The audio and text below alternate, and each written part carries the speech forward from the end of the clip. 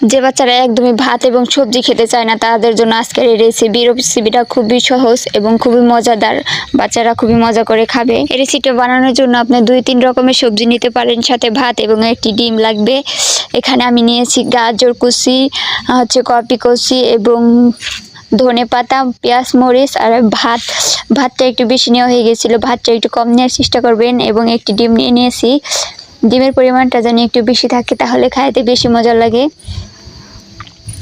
এখন সবগুলোকে আমি ধুয়ে ভালো করে পরিষ্কার করে নিয়েছি। এখন সবগুলোকে একসাথে সব উপকরণগুলো একসাথে মিশিয়ে নিব।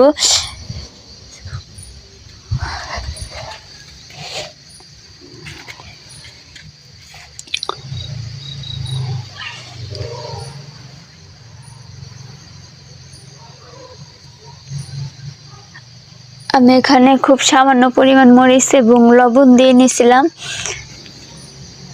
এবং এখানে আমি একটি প্যানে একটু তেল ব্রাশ করে নিয়েছি। তেলটা ব্রাশ করে আমি এখানে খুব ভালোভাবে এটাকে ছড়িয়ে দিয়েছি। এটা আমার গরিবের ফ্রাই প্যান, কেউ আবার বাজে কমেন্ট করেন না প্লিজ। আপনাদের কাছে যে ধরনের প্যান আছে প্যানে একটু ভাজা করে নেবেন। এখন উল্টিয়ে নিলেই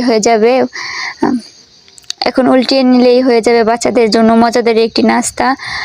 তো নাস্তাটি রেডি। আমার এখানে ভাতের পরিমাণ বেশি হয়ে যাওয়ার কারণে খুব ভালোভাবে সেট হয়নি।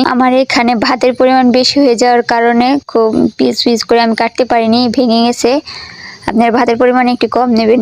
বাচ্চারা খুবই মজা করে খাবে নাস্তাটি।